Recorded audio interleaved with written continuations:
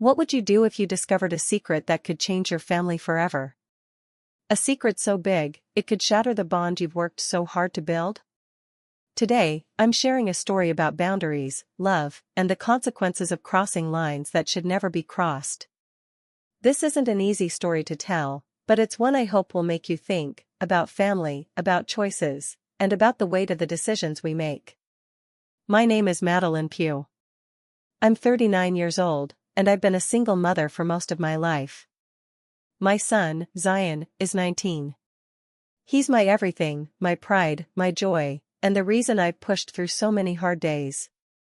But this story isn't just about the love between a mother and her son. It's about how that love can sometimes blur the lines, how good intentions can lead to unintended consequences, and how one moment can change everything. Before we go any further, I need to warn you, this story deals with mature themes. It's about family, relationships, and the challenges of navigating life when things don't go as planned.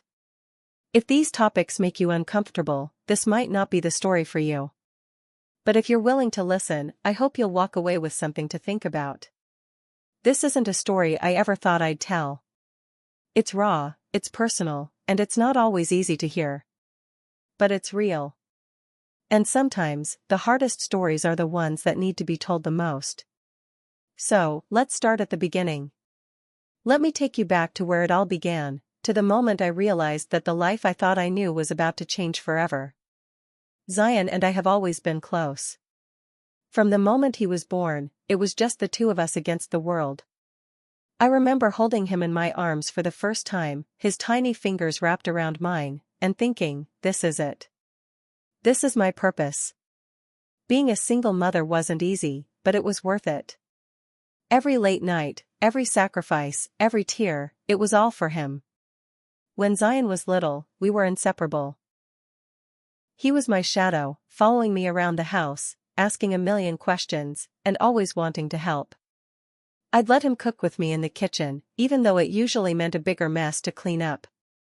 He'd sit on the counter, giggling as I pretended to be a chef on a cooking show. Those moments were my favorite. As he grew older, our bond only deepened. When he started school, I was the one helping him with his homework, cheering him on at soccer games, and comforting him after his first heartbreak. I'll never forget the day he came home crying because a girl in his class said she didn't like him back.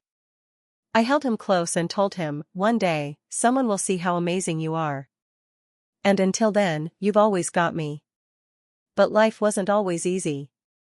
Being a single mother meant I had to juggle a lot, work, bills, parenting, all on my own. There were nights I'd lie awake, wondering if I was doing enough. If I was enough. The loneliness was hard. I'd watch other couples holding hands or laughing together, and I'd feel that ache in my chest. I told myself it didn't matter, that Zion was all I needed. And most of the time, that was true. Zion, though, he was my rock. Even as a teenager, he had this way of knowing when I was struggling. He'd come into the kitchen, wrap his arms around me, and say, "You're doing great, Mom."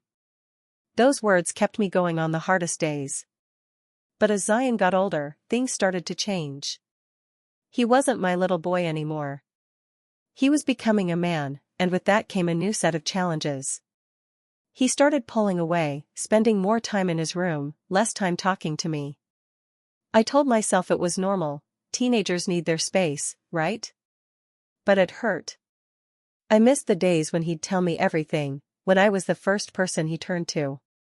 There were moments, though, when I'd catch a glimpse of the boy he used to be. Like the time he surprised me with breakfast in bed on Mother's Day. He burned the toast and spilled orange juice on the floor, but it was the sweetest gesture. Or the night we stayed up late watching old movies, laughing until our sides hurt. Those moments reminded me that no matter how much he changed, our bond was still there. Still, I couldn't shake the feeling that something was off. Zion seemed different. Distant. He'd come home late without explaining where he'd been, or he'd snap at me over little things. I tried to give him space, but it was hard. I wanted to know what was going on in his head, but every time I asked, he'd shut me out. And then there was me. I didn't realize it at the time, but I was struggling too. The loneliness I'd pushed aside for so long was starting to creep back in. I'd find myself scrolling through social media, looking at pictures of happy families and wondering why my life didn't look like that. I felt stuck. Like I was just going through the motions, waiting for something to change. Looking back, I can see the signs, the little cracks in our relationship that I didn't notice at the time. The way Zion would avoid eye contact when I asked him about his day. The way I'd linger in his doorway, hoping he'd open up to me. The way we both seemed to be drifting, not just from each other, but from ourselves. But in those moments, I didn't see it. All I saw was my son, my kind, funny, smart son, and the life we'd built together. I told myself we'd get through this phase, just like we'd gotten through everything else. What I didn't know was that we were standing on the edge of something much bigger. Something that would test us in ways I never could have imagined. It started with a knock on his door.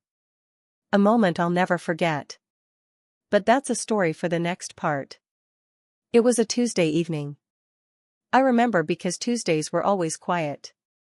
Zion had been in his room most of the day, which wasn't unusual. He'd been spending more and more time alone lately, and I'd been trying to give him space. But that night, something felt off. I was in the kitchen, cleaning up after dinner, when I realized I hadn't heard a peep from him in hours. No music, no video games, nothing. I told myself he was probably just studying or watching something on his laptop, but a part of me couldn't shake the worry. I decided to check on him. Just a quick peek, I thought. Make sure he was okay. I walked down the hallway, the floor creaking under my feet, and stopped outside his door. I raised my hand to knock, but then I hesitated. What if he was asleep? What if he was in the middle of something? Before I could decide, I heard a noise. A soft, muffled sound that made my stomach twist. I don't know what came over me, but I pushed the door open, just a crack, and that's when I saw it. Zion was sitting on his bed, his back to the door, and he didn't hear me come in. My eyes landed on him, and for a split second, I froze. Then it hit me, what I was seeing, what I was intruding on, and I felt like the air had been sucked out of the room. I stepped back, my heart pounding, and closed the door as quietly as I could. I stood there in the hallway, my hand pressed to my chest, trying to catch my breath. My mind was racing. What had I just walked in on? What did it mean? And why couldn't I shake the image from my head? I went back to the kitchen, my hands trembling as I tried to finish cleaning up. But I couldn't focus. My thoughts were a jumbled mess. I felt embarrassed, confused, and guilty. Guilty for invading his privacy, guilty for not knocking, guilty for not knowing how to handle what I'd just seen. That night, I barely slept. I kept replaying the moment in my head, over and over, like a scene from a movie I couldn't pause. I told myself it was normal, he was a teenager, after all. But it didn't feel normal. It felt complicated. The next morning, I woke up with a knot in my stomach. I knew I had to talk to him. I couldn't just pretend it hadn't happened. But how do you even start a conversation like that? Hey, Zion, about last night, no. That wouldn't work. I waited until after breakfast, when he was sitting on the couch, scrolling through his phone. I sat down next to him, my hands clasped tightly in my lap. Zion, I said, my voice softer than I intended. Can we talk? He looked up, his brow furrowed. About what? I took a deep breath. About last night. I didn't mean to walk in on you like that. I should have knocked, and I'm sorry. For a moment, he just stared at me, his face unreadable. Then he looked away, his cheeks turning red. It's fine, he muttered. But it wasn't fine. I could see it in his eyes, the embarrassment, the discomfort. And I could feel it in the air between us, this tension that hadn't been there before. Zion, I said gently, I know this is awkward, but I need to know if you're okay.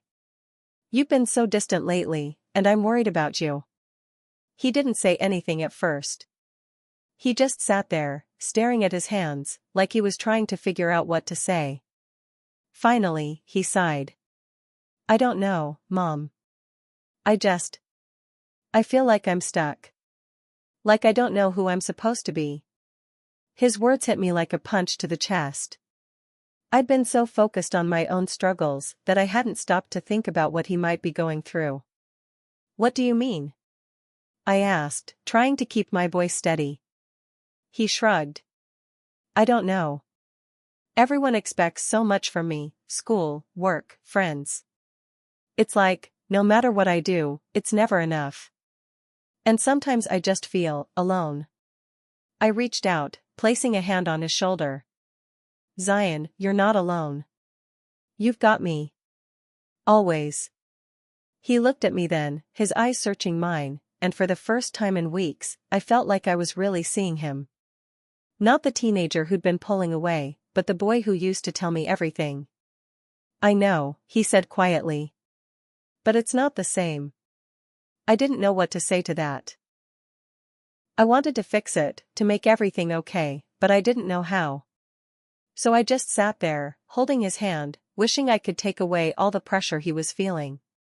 That conversation stayed with me for days. I couldn't stop thinking about what he'd said, about feeling stuck, about not knowing who he was. It made me realize how much he was struggling, and how much I'd missed. But it also made me realize something else. Something I hadn't wanted to admit. I was struggling too. And maybe, just maybe, we were both looking for something we couldn't find on our own. Little did I know, that conversation was just the beginning. The calm before the storm. Because what came next, well, that's when everything changed. After that conversation, something shifted between Zion and me. It was subtle at first, like the first few drops of rain before a storm. We started spending more time together, just the two of us. It felt like old times, but different. Deeper.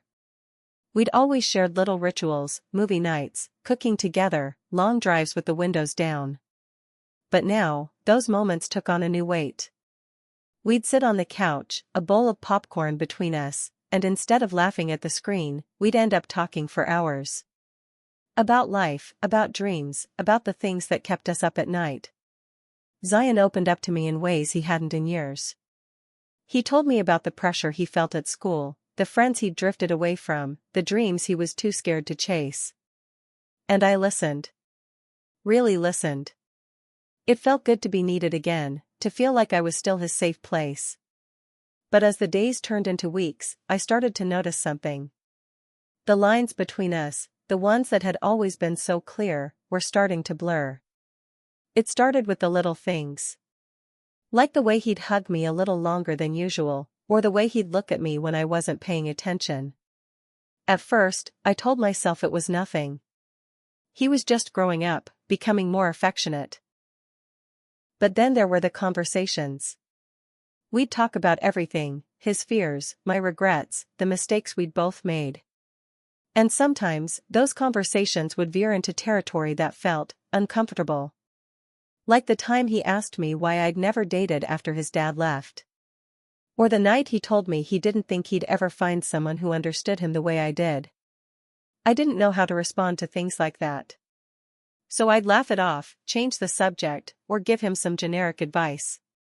But deep down, I could feel the tension building. Like a rubber band being stretched too far, just waiting to snap. And then there were the moments I couldn't explain. Like the time we were cooking dinner together, and he reached over to wipe a smudge of sauce off my cheek. His hand lingered for a second too long, and I felt my breath catch. Or the night we were watching a movie, and he rested his head on my shoulder, his arm draped casually around me. I told myself it was innocent. That he was just being affectionate. But a part of me knew it was more than that. And that scared me. The truth is, I was lonely. I hadn't realized how much I'd been craving connection until Zion started filling that void. He was my son, yes, but he was also my friend. My confidant. And in those moments, it was easy to forget the boundaries that should have been there. But the more we leaned on each other, the more complicated things became. I started relying on him in ways I shouldn't have. When I had a bad day at work, he was the one I turned to for comfort. When I felt lost or unsure, he was the one who made me feel grounded. And Zion, he started to see me differently too. I could see it in the way he looked at me, the way he'd go out of his way to make me smile. It was like he was trying to take care of me, the way I'd always taken care of him. At first, it felt sweet. Endearing, even. But then it started to feel strange. Like we were playing roles we weren't meant to play. One night, it all came to a head. We were sitting on the porch, watching the stars, when he turned to me and said, "Mom, do you ever feel like we're the only two people who really get each other?" I didn't know what to say. His words hung in the air, heavy and loaded, and I could feel the weight of them pressing down on me. "Zion," I said carefully, "you know I'll always be here for you. But there are some things, some lines, we can't cross." He looked at me, his eyes searching mine, and for a moment, I thought he was going to argue. But then he just nodded, his expression unreadable. That night, I lay in bed, staring at the ceiling, my mind racing. I knew something had to change. That we couldn't keep going down this path. But I didn't know how to fix it. How to go back to the way things were before. The truth is, I didn't want to. And that scared me more than anything. Looking back, I can see how we got here. How the loneliness, the longing, the need for connection led us to this place. But at the time, all I could see was the mess we'd made. And it was only going to get worse. It happened on a Friday night. I remember because Fridays were always our thing. We'd order takeout, watch a movie, and just be together. It was our way of unwinding after a long week, a little tradition we'd held on to for years. That night, we decided to watch an old romantic comedy, one of my favorites. We were sitting on the couch, the glow of the TV casting shadows across the room. Zion was next to me, his feet propped up on the coffee table, a bowl of popcorn balanced on his lap. At first, everything felt normal. We laughed at the cheesy lines, made fun of the over-the-top plot, and debated whether the main characters would actually end up together. But as the movie went on, I could feel the mood shifting. There was a scene where the couple shared a heartfelt moment, confessing their feelings for each other. I don't know why, but it hit me harder than I expected. Maybe it was the wine I'd had with dinner, or the loneliness I'd been carrying around for so long. But something about that scene made me ache. I glanced at Zion, and for a moment, our eyes met. There was something in his expression, something I couldn't quite place. And then, before I could stop myself, I said it. "Do you ever wonder if we'll ever find that? Someone who really gets us?" The words were out before I could think about what they meant. Zion didn't say anything at first. He just looked at me, his eyes searching mine, and then he reached out and took my hand. "Mom," he said softly, I think I already have."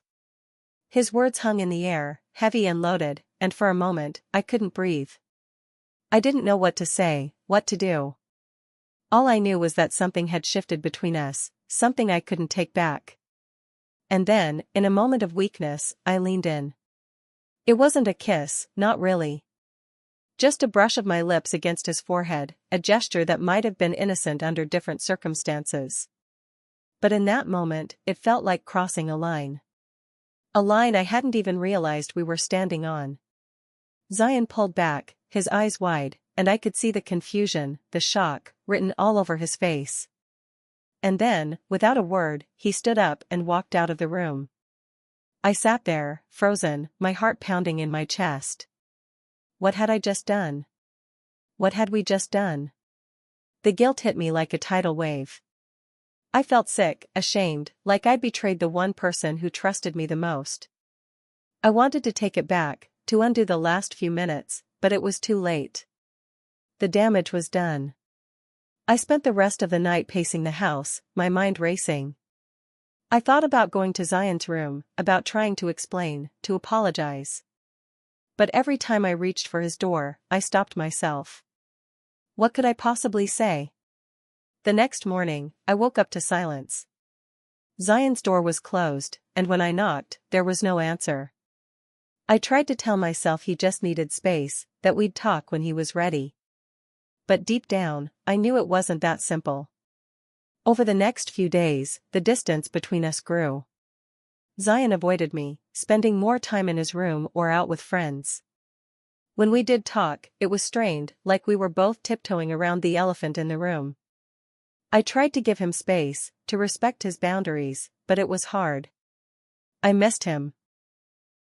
I missed the way things used to be. But every time I thought about reaching out, I'd remember that night, and the guilt would come rushing back. And then, one evening, it all came to a head. I was in the kitchen, trying to focus on making dinner, when Zion walked in. He stood there for a moment, just watching me, and then he said, "Why are you avoiding me?" His words caught me off guard. I turned to face him, my hand still clutching a wooden spoon. "I'm not avoiding you," I said, though we both knew it wasn't true. "Yes, you are," he said, his voice rising. "Ever since that night, you've been acting like I don't even exist." I could hear the hurt in his voice, and it broke my heart. "Zion, I'm not trying to push you away. I thought you needed space." "I don't need space," he snapped. "I need you to stop treating me like I'm some kind of stranger." His words hit me like a punch to the gut. I wanted to explain, to tell him how sorry I was, how much I regretted what had happened. But before I could say anything, he turned and walked out of the room.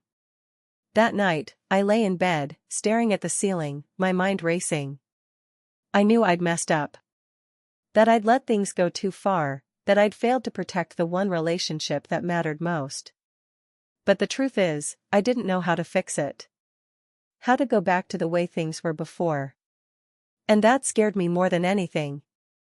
Because the more I thought about it, the more I realized that maybe we couldn't go back. Maybe we'd crossed a line that couldn't be uncrossed. And if that was true, then I didn't know what came next. The fallout from that night didn't just affect Zion and me. It sent shockwaves through our entire family, touching everyone in ways I hadn't anticipated. The first person to notice something was wrong was my sister, Naomi. Naomi has always been the one who sees what others don't. She's the kind of person who can walk into a room and immediately sense the tension. So when she came over for dinner one evening, it didn't take long for her to pick up on the awkwardness between Zion and me. "What's going on with you two?" she asked, her eyes darting between us as we sat at the table, pushing food around our plates. I tried to brush it off. "Nothing. We're just tired." But Naomi wasn't buying it.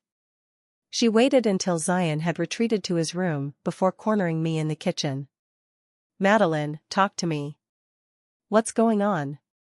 You and Zion barely looked at each other all night." I wanted to tell her the truth, to unload everything that had been weighing on me. But the words stuck in my throat. How could I explain something I didn't even fully understand myself? "It's complicated," I said finally, my voice barely above a whisper. Naomi sighed, leaning against the counter. "Look, I don't know what's going on, but I can see it's tearing you apart. And Zion, he's not himself. You need to figure this out before it gets worse." Her words stayed with me long after she left. I knew she was right. I couldn't keep pretending everything was fine. But I didn't know where to start. The next person to weigh in was my best friend, Peyton. We'd been friends since college, and she knew me better than almost anyone. When I finally opened up to her, it all came pouring out, the guilt, the confusion, the fear that I'd ruined the most important relationship in my life. Peyton listened without judgment, her expression thoughtful. "Madeline," she said gently, "you're human. You made a mistake. But that doesn't mean you can't fix it." "How?" I asked, my voice breaking. "How do I fix something like this?" "Start by forgiving yourself," she said. "And then, maybe talk to someone. A therapist, someone who can help you work through this." Her suggestion stuck with me. I'd never been to therapy before, but the more I thought about it, the more it made sense.